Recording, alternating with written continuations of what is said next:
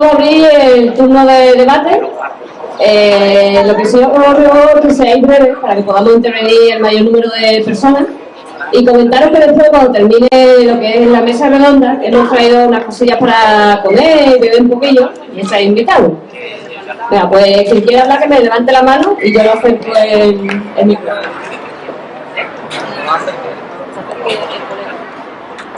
Hola, bueno, yo me llamo Eri y de la asamblea del 15M de Montequinto nosotros tenemos una comisión hecha que es la Comisión de Educación. En la Comisión de Educación nos lo planteamos rápidamente hacer una porque la educación es lo básico. El comienzo, el cambio empieza aquí y un Estado que quiere cambiar tiene que empezar desde la educación.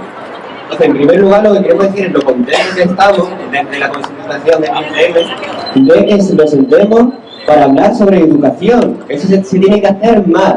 Esa es la primera idea que tenemos. Tenemos que sentarnos más a hablar sobre educación.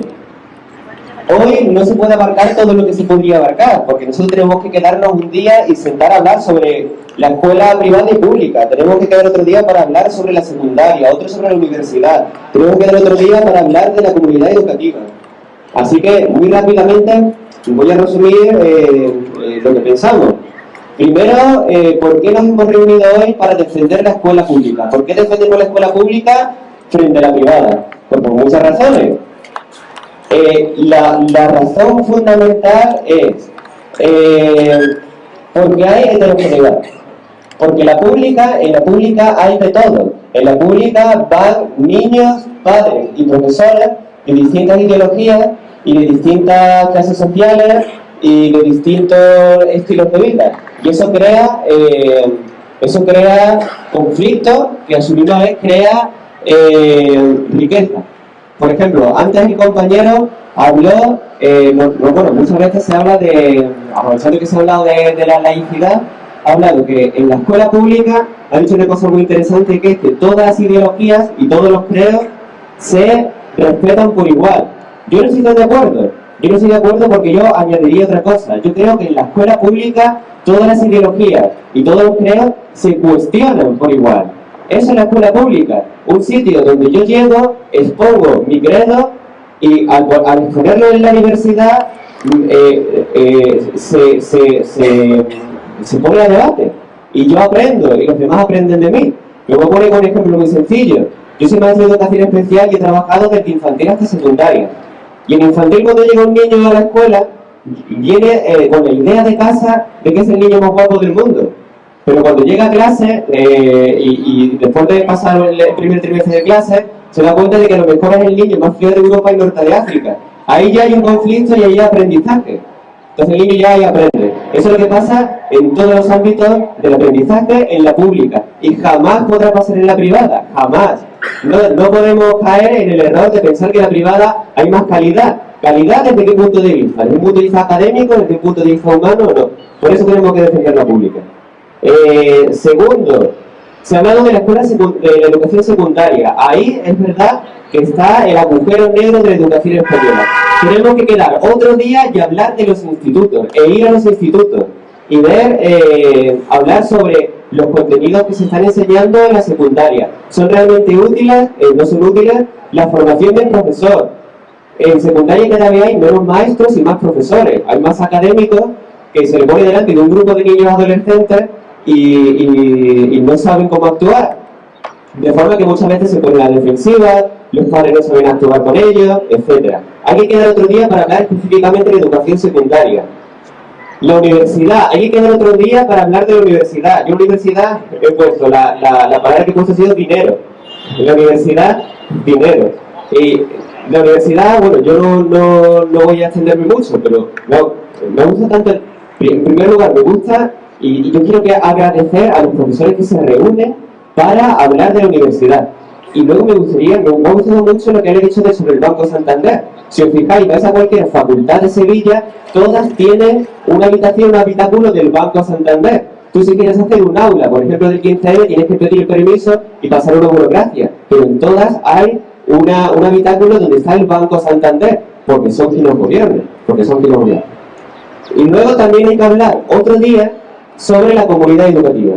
desde la comisión del 15 de Montequinto hemos visto que hemos llegado a la conclusión de que para cambiar la escuela lo tenemos que hacer con toda la comunidad educativa. Los niños están muy subvalorados. Se dice que es una generación perdida, para nada.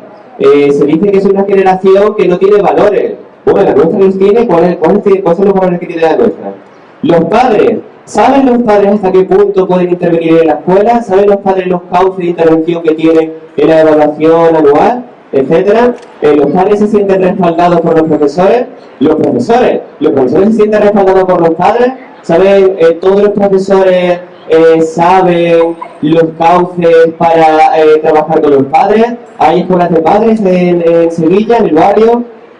Los medios económicos. ¿Dispone los institutos y los colegios de medios económicos suficientes para responder a lo que les exigimos? Otro día tendremos que sentarnos y debatir sobre ello. Y para terminar, terminando con una pregunta. ¿Cuándo va a ser la próxima vez que nos sentemos para seguir hablando de educación?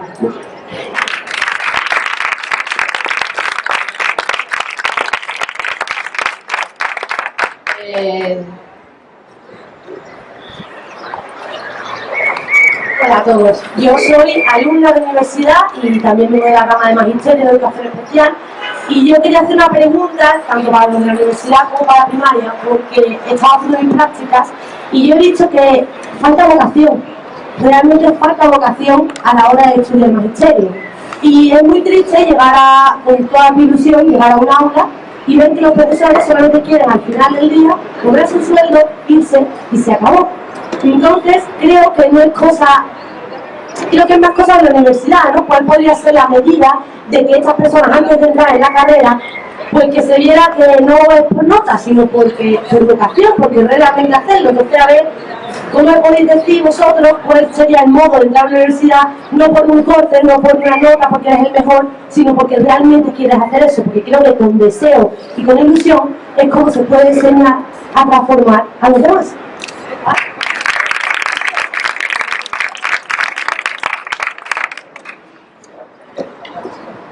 No te puedes imaginar que te agradezco la intervención, porque creo que es una cosa que se echa muchísimo en falta. Es como si todo el sistema educativo viviera a una espaldas del otro. La comunidad educativa es un continuo, de manera que los de primaria tienen que saber qué está pasando en secundaria, y desde luego los que están en secundaria, en ciclos formativos y en bachillerato, tienen que saber lo que pasa en la universidad lo que pasa en todos. Creo efectivamente que ahí la universidad se encerró a su formación académica sin darse cuenta de cuando los chavales y las chavalas llegaban a las aulas no sabían lo que estaban estudiando. La universidad tiene que hacer un esfuerzo muy grande de explicarle a la gente que se está formando para una determinada cosa que debe ser vocacional, que uno no trabaja de maestro, no trabaja de médico, es maestro. Debe ser identitario, debe ser una cosa que te viene completamente nutrida y que te permita, particularmente en estos dos ejemplos que he puesto, nada menos que trabajar con la formación y con la salud de la gente. Así que efectivamente creo que, no sé de forma general, sí conozco en el ámbito de la Universidad de Sevilla, está haciendo un esfuerzo muy grande, lo que se tiene que hacer es moviendo la universidad hacia los centros de secundaria, para que antes de tomar una decisión tan importante como es la carrera que vas a seguir, que debe ser un aprendizaje continuado, que va a ser tu vida a partir de entonces, se haga desde el principio de la vocación, no de la nota o del sueldo que te vaya a producir, que eso es otra de las grandes historias que se producen por esto. La pregunta de ¿y te va a poder colocar esto? Pues no, resulta que los nichos de empleo se tienen que crear desde la vocación. Precisamente la gente que es más creativa es capaz de transformar las cosas en riqueza. Por eso la escuela pública es rica y las otras no, porque la riqueza está en la variedad, en plantearse problemas, y en plantearse problemas en descubrir las soluciones. Eso es lo creativo y eso es lo que tiene aprendizaje, y eso hay que hacerlo desde las aulas también. Así que gracias.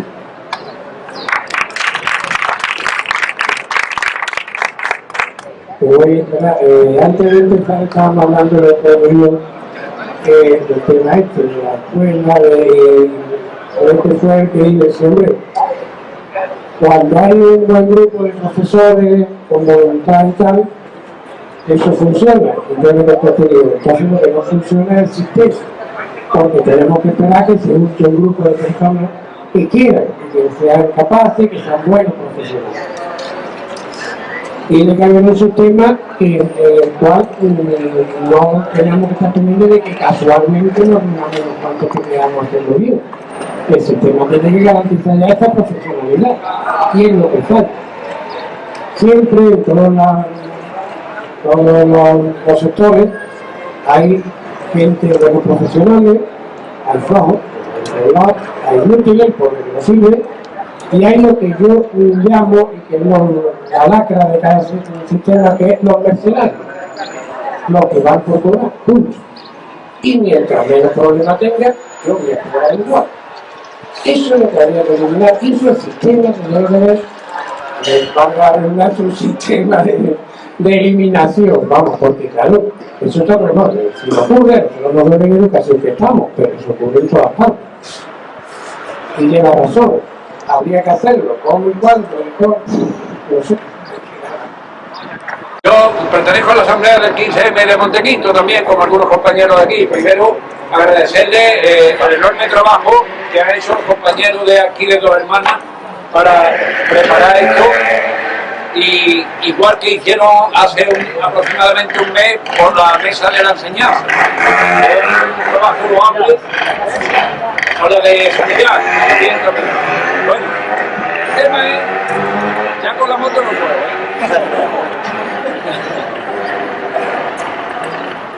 El tema es que escuchando aquí a los compañeros y compañeras, que me ha gustado mucho las intervenciones, me han enriquecido muchísimo. Yo pertenezco también a la coordinadora de AMPA de Montequinto, por cierto.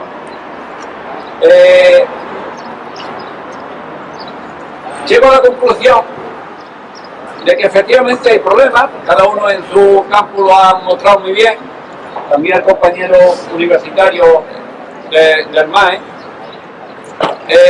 pero aquí a la conclusión a la que yo llego es que el sistema de por sí, el sistema que hay, por descontado, es mejorarlo, pero sobre todo es que hay que cambiarlo todo, hay que cambiarlo todo, no queda más remedio. O sea, yo no digo que no, que haya que tirarlo todo, que haya que tirarlo todo para construir algo nuevo, pero necesita una reestructuración tremenda. Vamos, porque la base fundamental, por lo que capto, es que para qué se educa. Y hasta ahora la educación, dentro de todo el sistema en el que estamos, es para que produzcamos muy competitivamente, para que demos mucho codazo para sobresalir, y eso le va al sistema. Y para que ganemos mucho dinero y consumamos mucho dentro de esta economía de mercado depredadora y contraria a la dignidad humana. Y entonces son las bases del sistema las que tienen que cambiar. En eso está el 15M, denunciando dónde está el problema. En fin, eso es lo que yo quiero decir, nada más. A mí me parece loable todo lo que estáis haciendo, por descontado. Y todo el esfuerzo de las personas que dentro de la enseñanza os preocupáis por la enseñanza, porque desgraciadamente hay muchísima gente que está en la enseñanza que le preocupa muy poco la enseñanza. Le preocupa tener su sueldo fijo, ser funcionario y nada más, desgraciadamente. Así que un aplauso a todos los compañeros nuevamente, de verdad.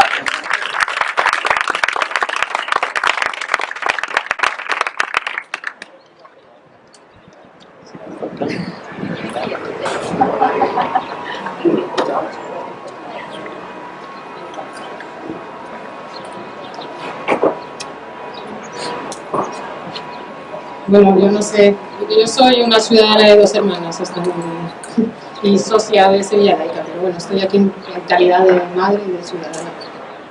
Voy a volver al tema de la enseñanza, aunque estoy de acuerdo con lo que has planteado. ¿Sí? Bueno, yo quería decir que yo he defendido siempre la escuela pública, y posiblemente en estos momentos haya que defender la escuela pública, pero también en estos foros tenemos que ser críticos también con la escuela pública, y me alegro en este sentido que las intervenciones han sido también críticas y cuestionando que tenemos una escuela pública y unos métodos de enseñanza que han cambiado todo desde el siglo XIX. Entonces yo Yo, por ejemplo, quería contar como ejemplo para dar un ejemplo de a qué me refiero. La escuela pública hoy por hoy no tiene capacidad para atender la diversidad, y la diversidad no solo por la heterogeneidad de la población, sino también de los propios niños, ¿no? Yo he tenido una niña con dificultades de aprendizaje y en primero de primaria la maestra la sentó a su lado y dijo que todos los niños, teniendo 17 alumnos en la clase, tenían que ir al mismo nivel. Y yo la tuve que sacar de la escuela pública, tenían que ir al mismo ritmo. Yo la saqué de la escuela pública, tuve la suerte de encontrar aquí en Dos Hermanas una cooperativa, que es el Colegio Ontologal, una cooperativa de profesores motivados que han sabido trabajar con ella y está en tercero de eso. Quiero decir que la escuela pública y la enseñanza, todo eso está efectivamente, tiene que estar bajo revisión. Y lo que me llevaba a pensar también es, y me alegro que lo habéis mencionado también alguno, el problema de la formación de los profesores. ¿Por qué unos profesores que se han formado acríticamente van a ser capaces de formar a ciudadanos críticos? Por lo tanto, ahí la universidad tiene que recuestionar también toda la enseñanza, la formación de los profesores desde un cuestionamiento radical, ¿no? Y luego simplemente quería dar mi opinión sobre el problema de las ideologías en la escuela. En mi opinión, no se deben de respetar ni se deben de criticar las creencias, al menos en la escuela primaria y secundaria. En mi opinión, se deben dejar en la puerta de la escuela, porque como dice la Constitución, nadie debe estar obligado a declarar sobre sus creencias. Y nadie debe saber si mi hijo es hijo de un agnóstico, de un musulmán o de un ateo. Porque si en ese universo ideal se pudieran someter a crítica, pero en el universo real hay una mayoría que discrimina al que está en minoría. Es lo que pasa con la escuela ahora mismo, con la religión en la escuela. Por supuesto, tiene que estar fuera de la escuela porque es absolutamente discriminatoria, pero es lo que pasaría también si sometemos a debate en la escuela las ideologías. En la escuela, en la universidad, por supuesto, no. En la escuela pública, en primaria y secundaria, en mi opinión, obviamente es una opinión personal, debe quedar fuera, absolutamente. Bueno, muchas gracias por todas las intervenciones de los comentarios.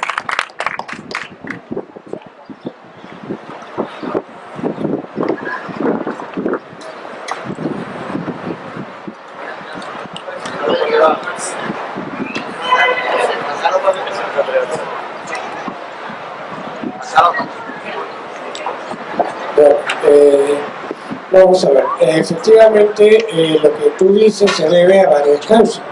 Primero, la falta de inversión. Tu hija estaba ahí atendida por todo porque no había suficiente profesorado de educación especial para atenderla debidamente. Otro tema, falta de formación adecuada de la profesora, que debe de saber lo que yo dije antes, que si uno empieza corriendo a pie, otro en bicicleta, otro en moto, no puede llegar los dos iguales. El primero de primaria no puedes clasificar ya. No. Si me lo hubieran metido en formación especial, ya no estaría ahora interesado. Sí, pero te quiero decir que hay una carencia de medios humanos y económicos, otra carencia de preparación, porque yo tengo compañeros y compañeros que dicen que, claro, este niño cómo se ha quedado atrás, como que tú llevas bicicleta por pillar en la moto, claro, pero eso es lo que dije al principio. Pero yo te digo una cosita que no me entró antes por el tiempo y que responde, creo, perfectamente a lo que tú has planteado de qué hay que hacer, de cómo hay que plantear esto. Esto es, no sé si habéis visto la película Lugares Comunes de Arenstein. Esto empieza con un profesor universitario de una escuela de magisterio que lo jubilan un tirón a la fuerza, y el hombre da su última clase y lee lo que dice: cuando termine el año casi todos serán profesores de literatura, no saben demasiado, pero es suficiente para empezar a enseñar. Eso no es lo que me preocupa. Me preocupa que tengan siempre presente que enseñar quiere decir mostrar no es adoctrinar, es dar información, pero enseñando también el método para entender, analizar, razonar y cuestionar esa información. Si alguno de ustedes es un deficiente mental y cree en verdades relevadas, dogmas religiosos o doctrinas políticas, sería saludable que se dedicaran a otra profesión, a predicar en un templo o desde una tribu. Si por desgracia siguen en esto, traten de dejar la superstición en el pasillo antes de entrar en el aula. No obliguen a sus alumnos a estudiar de memoria, no sirve. Lo que se impone por la fuerza se rechaza y en poco tiempo se borra. Ningún chico será mejor persona por saber de memoria en qué año nació Cervantes. Pónganse como meta hacerlos pensar, que duden, que se hagan preguntas, no los valoren por la respuesta. Las respuestas no son la verdad, buscan una verdad que siempre será relativa. Las mejores preguntas son las que se vienen repitiendo desde los filósofos griegos. Muchas son ya lugares comunes, pero no pierden vigencia. ¿Qué? ¿Cómo? ¿Cuándo?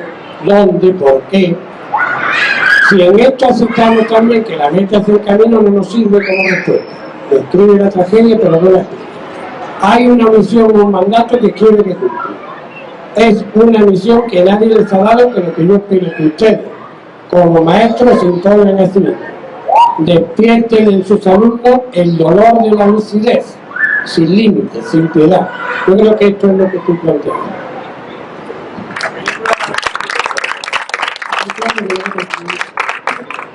Yo quiero decir dos cosas con menos belleza que lo que se ha dicho allí, pero muy al hilo de lo que está diciendo. Primero, que es lamentable que el sistema parta de un voluntarismo de los profesionales y las profesionales que trabajan en la educación. Todo depende de cómo entregada sea el profesional que nos ha tocado. Hay que ser críticos también con el ejercicio de la docencia. Tienen que haber equipos de evaluación, tienen que haber equipos de formación de profesorado, tiene que haber una autoevaluación del ejercicio de la docencia. En los primeros años no se puede clasificar a los alumnos, pero tampoco cuando son mayores. Nuestro trabajo es conseguir que cada uno de esos individuos concretos con nombres y apellidos lleguen al máximo de sus posibilidades, sean estas las que sean. Nuestro trabajo es ponerle esas condiciones. Y en eso tiene que estar toda la comunidad educativa, que por cierto se está equivocando. En el proceso de mercantilización se llega a la curiosa idea de que el usuario del servicio se transforma en un cliente y el cliente siempre tiene razón. Y eso no es así. Hay que confiar en esos profesionales que sí tienen unos mecanismos de eficacia para que haga su trabajo y que lo haga bien.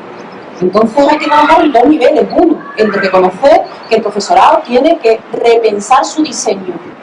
Y en el otro, el de la sociedad civil que confíe en esos profesionales a la hora de hacer el trabajo. Y no que quede todo a la buena voluntad de la buena gente que haya quedado. No se trata de eso, es un servicio y tenemos que seguir calidad. Y la otra cosa que quería comentar es que, bueno, en la universidad también, en todo, demostrar, no adoctrinar. Voy a poner un ejemplo concreto y yo casi siempre prefiero hablar de forma general y no llevar, pero claro, al final uno se da cuenta de lo que sabe y yo de lo que sé es de biología, claro. Detrás de cada decisión, antes lo dijo, no me acuerdo quién fue en la mesa, hecho un acto político porque la vida es política. Y detrás de cada decisión hay política de verdad en la idea que daban los griegos de la gestión de la ciudadanía, ¿vale? En biología se da reproducción, en biología se da biología celular. Y determinado grupo de gente decide que las técnicas de biología reproductiva no se deben dar o se tienen que dar con una determinada tendencia ideológica. Pues no tiene usted demostrar, no adoctrinar. Lo que usted piensa, lo piensa en su casa, lo debate en su casa, incluso si quiere, abre un foro y lo cuestiona. Pero no determina qué es lo que deben saber cada uno de sus alumnos o alumnas. Tiene que conocerlo todo y tomar la decisión por sí mismo. ¿Vale? Bueno, muchas gracias a los compas de la asamblea porque ha sido otra mesa genial. Que nada, yo pienso que estas cosas, ¿no? La sanidad, la educación, solo se puede arreglar o enfrentar desde dentro, ¿no? Entonces, creo que es muy interesante, sería muy interesante que realmente me ha encantado la intervención de la profesora, que comenzase realmente a encontraros y a trabajar juntos los alumnos, los profesores progresistas o profesores que están implicados con su trabajo, y empecé a trabajar para construir. Es decir, no vale solo la crítica, hay que saber construir qué queremos, cómo queremos que sea. Porque lo digo porque mi hermano está en la delegación de alumnos, se metió este año, y sinceramente las reivindicaciones de la delegación muchas me dan vergüenza, ¿sabes? No se puede limitar a una crítica y a decir no queremos que suban las tasas, ¿vale? Pero queremos esto y estamos dispuestos a hacer esto para que sea más, para poder dar más, que es todo lo que podemos dar. Entonces las universidades son de por sí lugares de encuentro y creo que tenéis un campo magnífico para encontraros unos y otros y realmente construir que lo que queréis. No puede venir de fuera, nunca va a poder venir de fuera como viene ahora, ¿no? Por decisiones políticas, que es la universidad. Solo puede venir de los que aprenden y de los que enseñan. Y no tiene ningún poder sobre vosotros realmente. También me gusta mucho de tu intervención lo que has dicho de que tiene que ser transversal a todos los niveles educativos. Y se me ocurrió, mientras lo decías, que a lo mejor, porque sí que hay a lo mejor asociaciones de profesores, está el claustro de profesores en cada colegio, están las asociaciones de padres, pero no hay asociaciones de alumnos. Y me ha gustado mucho también lo que ha dicho del tema de que los alumnos se organicen un poco cómo quieren recibir la educación, qué contenido. Entonces, pienso que ahí podría conectar muy bien las asociaciones de estudiantes universitarios para introducir ese tema en los colegios de secundaria, por ejemplo. Empezar con los colegios de secundaria que ya son un poco más críticos y ir a los colegios a plantear ese tipo de cuestiones para ver si se quieren organizar y empezar a participar activamente. Si por la otra parte los profesores comenzáis a hacer red y igualmente el propio claustro de cada colegio está dispuesto a abrir una mesa de hablar con sus alumnos, pues puede cambiar todo muchísimo. Entonces, por favor, ser proactivos en este sentido, porque tenemos que solucionarlo. Gracias, muchas gracias por venir.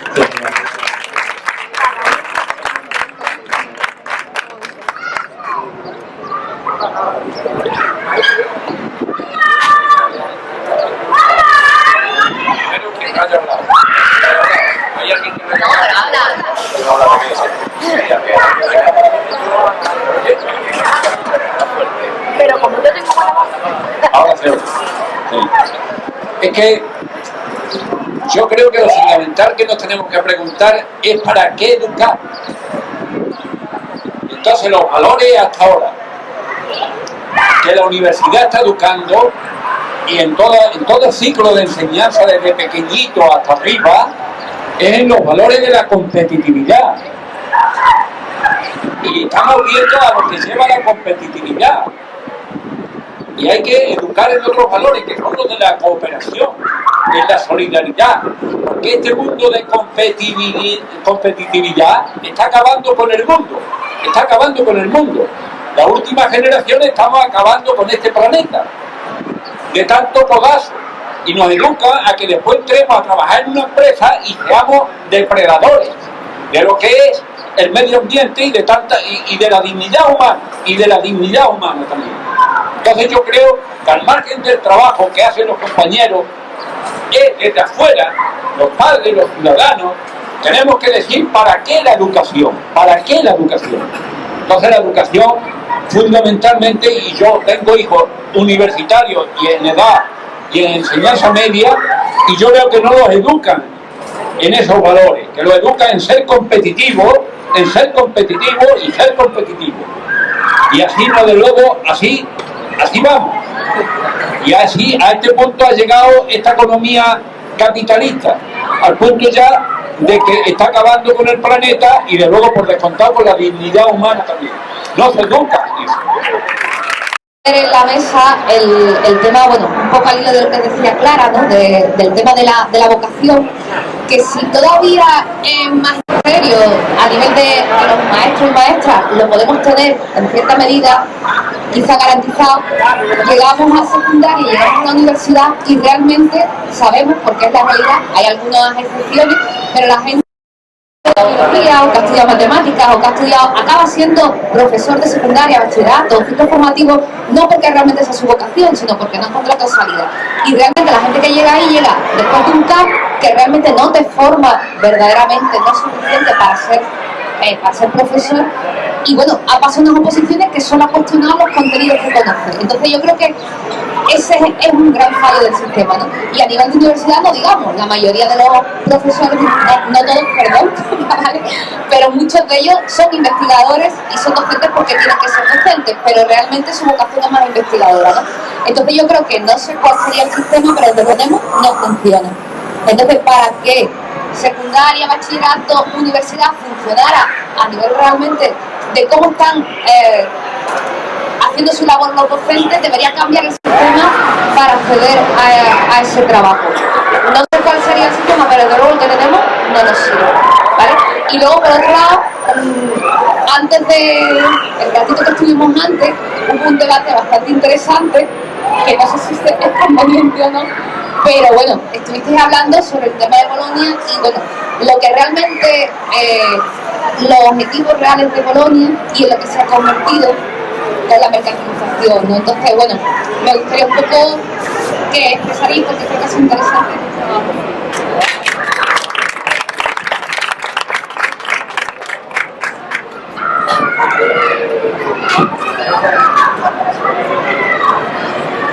A ver, lo del profesorado me va a servir además para dejarle después la palabra al compañero con Bolonia, porque sí, efectivamente, había una crítica profunda entre la gente que hacía docencia. Yo ahora estoy dando clase en la universidad, pero me tiré 10 años siendo profesora de secundaria, cuando todavía era el BUC y el COU, que es uno ya.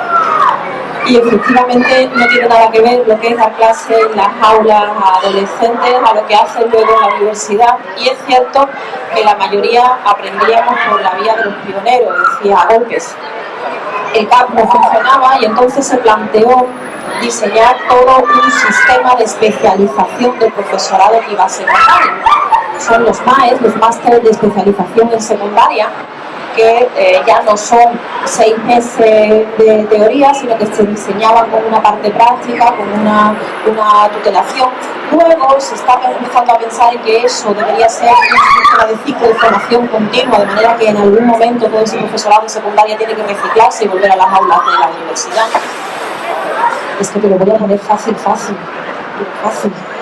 El problema de eso es que la teoría está muy bien, ese MAES se diseña con mucho sentido común, no es lo mismo saber matemáticas que enseñar matemáticas, no es lo mismo explicar biología que enseñar biología, y no es lo mismo dar clase a críos de 12 años que a niñas de 19, que a población que viene inmigrante con una determinada carencia, y estamos hablando de gente que se va a enfrentar a las aulas en enseñanza secundaria obligatoria, es decir, que va a tener que afrontar una variedad muy grande en las aulas. Y se pasa al máster.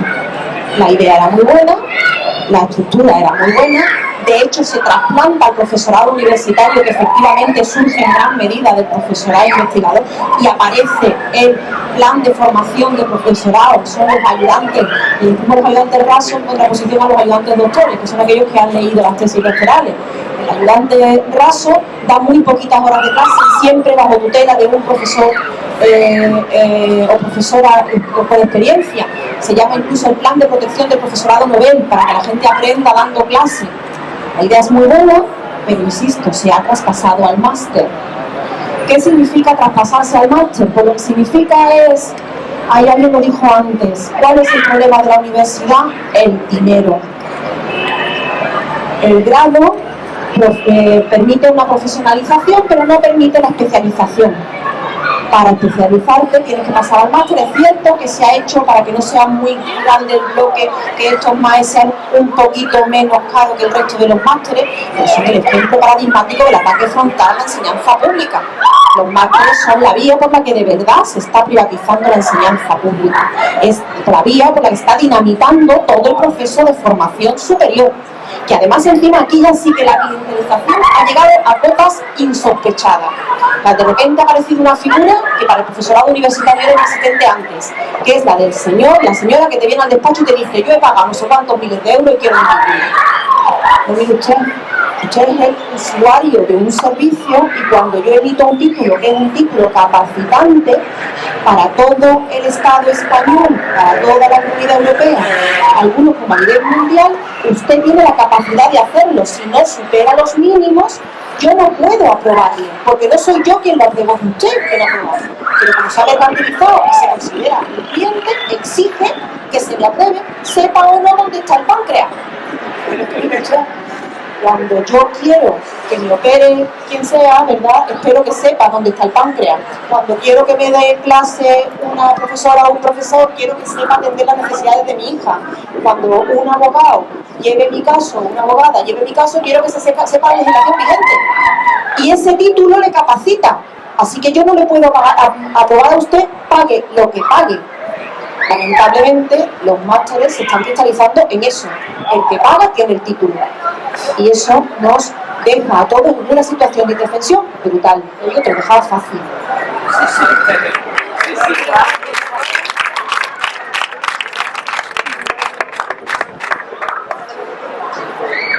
Bueno, a ver. Bueno, fácil. Lo fácil que es decir que Bolonia no era buena. Porque no era buena. Desde ningún momento. Claro, no he entendido nada, no, porque hay una diferencia entre, la compañera planteaba muy bien, entre cuáles eran los objetivos reales y lo que se ha convertido al final. La diferencia está en que lo que yo creo y lo que la gente que hemos estado en contra de Bolonia pensábamos que eran los objetivos reales, eran diferentes a los que la compañera cree que eran los objetivos reales. Cuando se firma la declaración de Bolonia, que la declaración de Bolonia es preciosa, son 4 páginas que yo, si la queréis leer, de verdad, eso es divino. Yo, rico, porque es que te entran ganas de no sé, de irte allí a hacer una manifestación a favor, porque es que esa declaración es viva la educación pública y de calidad, es que es increíble. Pero el tema es que la cuestión de la retórica no es suficiente para hablar de la política. La política es mucho más que la retórica, a la que estamos acostumbrados. Y eso ha sido así, y era así. Y en Grecia, en 2006, no ahora únicamente, en Grecia los estudiantes se llevan movilizando muchos años. Y en Grecia, en 2006, tuvieron que cambiar la constitución, porque la constitución griega decía que la educación era pública, única y exclusivamente pública.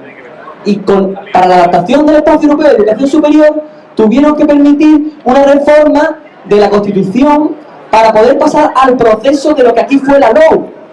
Previamente, hay datos objetivos que nos hablan de que lo realmente objetivo en Bolonia no era educación pública. ¿Sabéis quién firmó la declaración de Bolonia? Nuestro actual presidente del gobierno, Mariano Rajoy, como ministro de Educación en el 99. Esa es la educación pública de Bolonia, no la que los estudiantes contra Bolonia defendimos. Y insisto, que queremos una reforma de la educación, sí, pero no aquella no era desde un principio, por eso no estoy de acuerdo.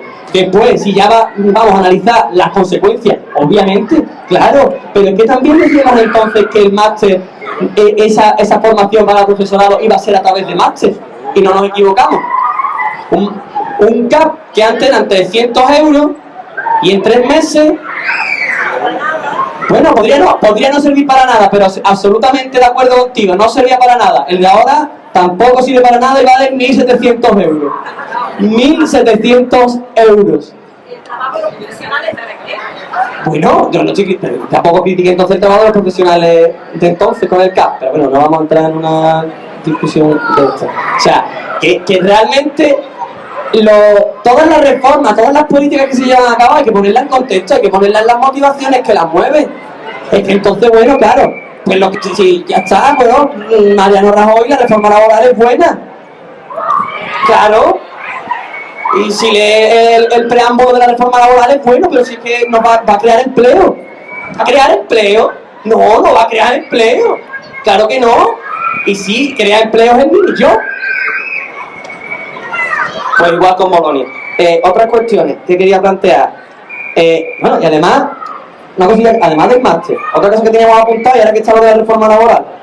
La estructura grado-posgrado es curioso, no es ahora esta reforma laboral, la anterior, por la que hubo la otra huelga general, metía una condición en la que ahora a cada uno de los estudiantes que tienen una licenciatura, cualquier titulación, nos van a poder contratar temporalmente por cada una de las titulaciones que tengamos. Si hay grado y posgrado, no como antes que había licenciatura, pues es más fácil por cada grado, por cada posgrado, por cada máster. Cada máster, que es curioso, que cada 2 o 3 años se cambian los másteres, el programa del máster. Eso también beneficia a la empresa para volverte a contratar, porque es que el máster de hace 5 años no te vale ya para ser contratado. Eso es Bolonia. Para mí eso es Bolonia. Podemos hablar de que no, pero es que la realidad es esa. Esa es la realidad. Después, en cuanto a lo que planteaba, que había en algunas intervenciones se ha dicho, el funcionario que va por el dinero y que al final no se interesa en la educación, pero es que la educación no está al margen de la sociedad, es que vivimos en una sociedad que es individualista y cada vez más individualista y no nos miramos. Y hay gente que se está tomando una cerveza ahí y no pasa nada, y es legítimo. Pero es la realidad. O sea, no está la educación aparte, no es el funcionario público. No caigamos en el discurso de que el empleado público es malo. No, ese no. El empleado público es bueno, que se puede equivocar a nivel individual, vale, pero el empleado público es bueno. Y después, ya termino, ese de que hay que cambiarlo todo, hay que cambiar muchas cosas, está claro. Hay que cambiar muchas cosas. Yo estoy totalmente de acuerdo. Pero en cuanto, cada vez que se da un debate, un foro de este calibre, siempre tenemos esa ansiedad como por dar la propuesta, la solución. Vamos a dar la solución.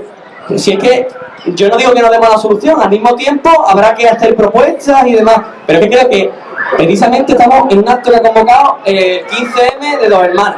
Y el 15M, como movimiento, fue una explosión social de gritar basta, de gritar no, de deslegitimar el sistema, de deslegitimar a la clase política, de deslegitimar las políticas que se llevan a cabo, de decir no. Y siempre hubo ese debate, 8 puntos, 4, 1, 2, 3. Vale, si ya llegaremos. Pero el tema ahora mismo es que aquí estamos 50 personas. Y tenemos que seguir llegando el mensaje de que lo que está pasando no puede pasar. Y de que este sistema no sirve. Y de que es irracional, y que es insostenible con el medio ambiente. Todo este tipo de cuestiones, ¿no? Entonces, tampoco nos angustiemos con dar las soluciones. Si queremos dar soluciones, si hay, a nivel pedagógico también hay otros muchos modelos alternativos. Hay mucha literatura escrita. En fin, me callo.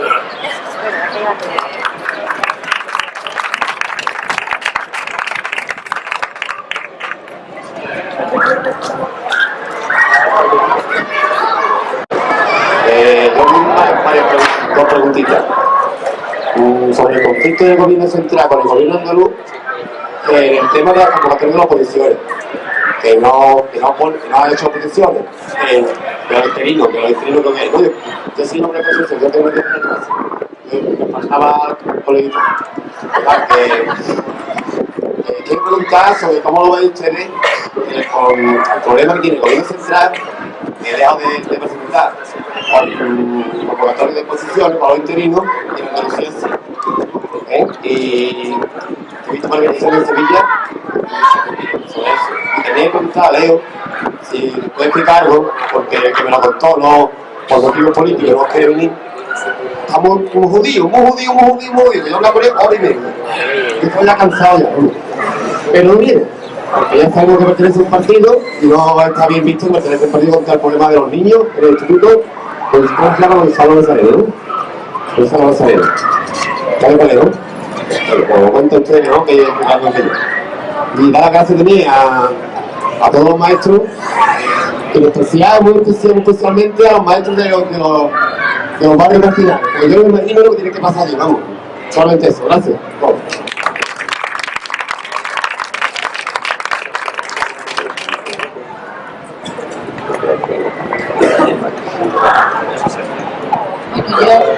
¿Se oye? Un poquito solamente breve. Yo lo que voy a decir es una obviedad la educación es un derecho. Por ley, todos tenemos derecho a la educación. Lo que tenemos que hacer es exigir a nuestros gobiernos y a nuestros representantes políticos que esta educación nos llegue a todos. Pero que nos llegue a todos no como nos está llegando, porque llevamos unos años de deterioro implacable de la educación pública. Yo soy maestra, conozco más la educación en los niveles más bajos y las últimas legislaciones son una intromisión cada vez más profunda del mercado de la escuela. La LEA es una aberración. La LEA le da unas atribuciones, unos poderes a los directores que son los representantes de la administración en los centros. Nos quita poder. Es cierto que el sistema hay que zarandearlo y ponerlo boca abajo, porque existen los mercenarios, como dice Carlos, existe el que va solo por el dinero, pero la educación pública es un tesoro y tenemos que luchar por ella. Tenemos que luchar por ella porque están intentando cargársela. En la LEA se equiparan los centros concertados con los centros públicos. Se dice que todos los centros públicos son los públicos que conocemos ahora y los concertados. Vamos, yo es que cada vez lo veo como una agresión más a la escuela pública. Entonces, es cierto que el sistema está mal, que lo tenemos que replantear de arriba abajo, pero que tenemos que luchar porque exista ese sistema público y las administraciones lo subvencionen, lo paguen, vamos, lo pagamos nosotros realmente, pero mantenerlo y que sea de calidad, simplemente.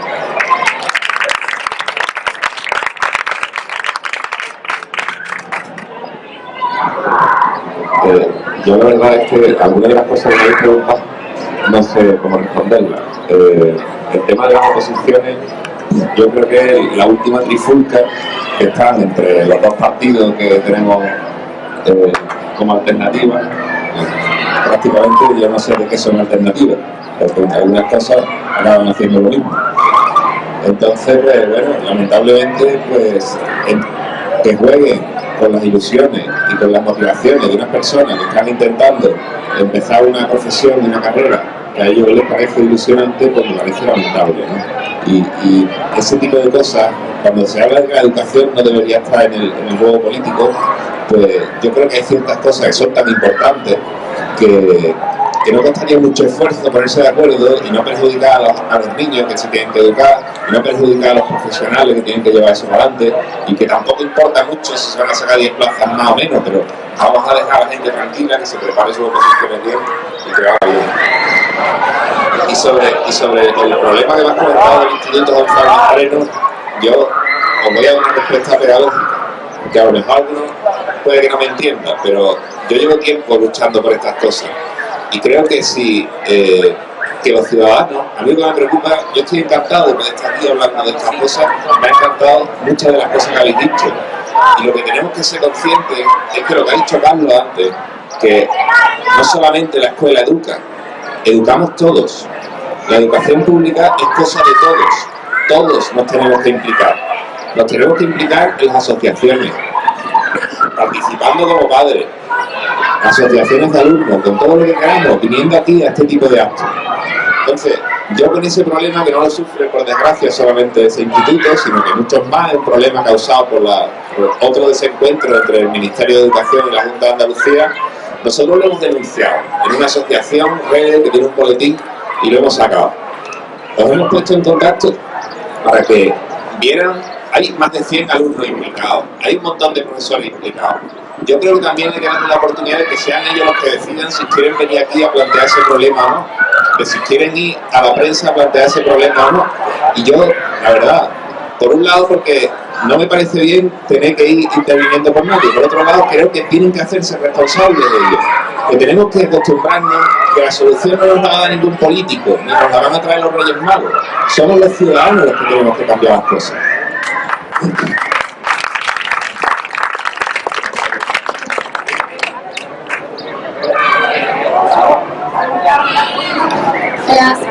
Yo vengo de movimiento de acción estudiantil, con Pablo también, y quería comentar, cuando decía la compañera de la vocación, que no existe la vocación, bueno, existe la vocación de ganar dinero, ¿no? De acumular bienes materiales, por eso, ¿por qué? Porque la educación nos influye en los medios de comunicación, nos influye en la sociedad, y es lo que tenemos. La educación no es más que el reflejo de la sociedad que tenemos. ¿Y qué pasa? Que si la sociedad está orientada a los mercados, eso se traduce en la educación, y tenemos una educación que ¿a dónde va? A ser productiva, a ganar dinero, y eso es lo que nos enseña. ¿Qué pasa con Bolonia? Que la propaganda que se hacía de Bolonia era muy buena, ¿sabes? Cuando me ven llegar y me contaron Bolonia, y digo, qué guay, ¿no? Clases más reducidas, va a haber más calidad del profesorado, pero es que esa no es la realidad. La realidad es que vamos a ser competitivos. ¿Qué pasa? Que el sistema utiliza grandes palabras, ¿no? ¿Qué es competitividad? Vamos a ser mejores, pero es que eso no es competitividad. Competitividad es: voy a trabajar en una empresa a matarme trabajando aunque me paguen una mierda. Eso es la competitividad. Pues yo no quiero esa competitividad. Yo quiero ser competitiva, pero la competitividad que yo quiero es que seamos estudiantes críticos. Lo que pasa es que hemos confundido las palabras y los discursos que ellos utilizan cogen nuestro lenguaje. Por ejemplo, si nos ponemos a analizar discursos políticos que utilizan democracia, libertad, y han vaciado de significado esas palabras, y nosotros tenemos que recuperarlas. Y nuestra labor de la educación es que la educación sea la que cambie la sociedad, y tenemos que impulsarlo desde todos los ámbitos. Bueno, nada más. ¿Alguien más? ¿No? Pues si queréis hacer como conclusión algo breve.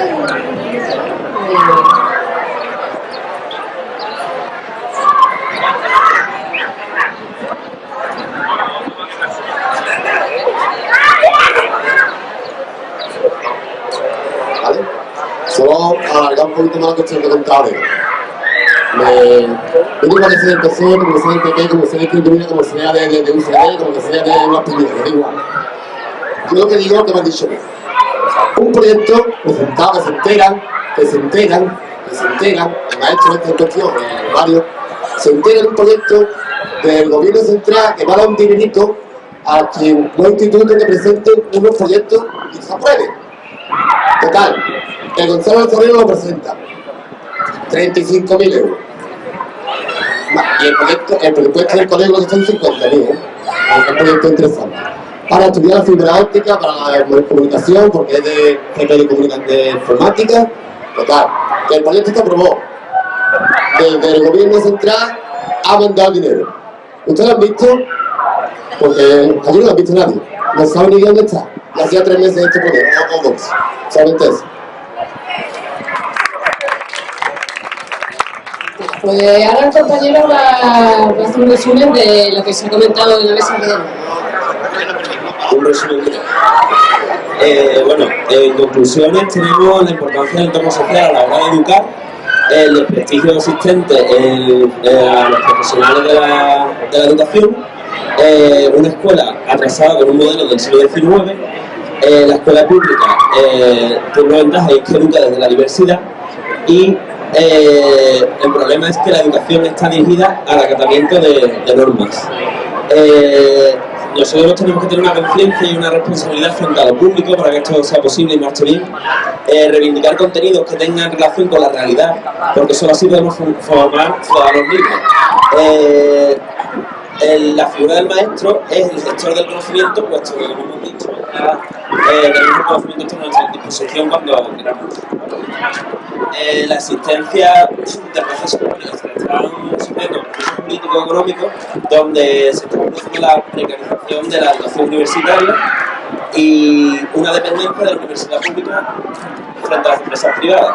Recordar la función social de la universidad y recuperar el prestigio social de sus profesionales. La universidad se debe conformar como un centro crítico y no hay que considerarla un lujo. Y por último, no podemos permitir una jerarquización entre la universidad pública y la privada.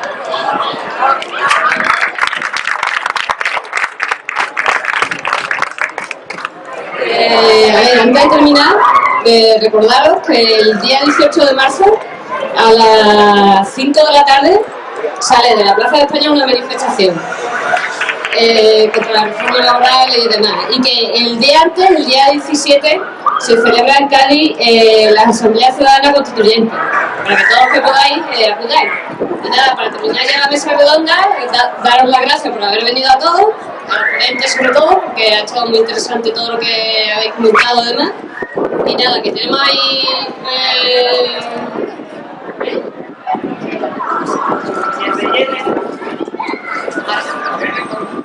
Ah, no, que rellene todo el mundo la hojita que le ha repartido a José Mari para la encuesta.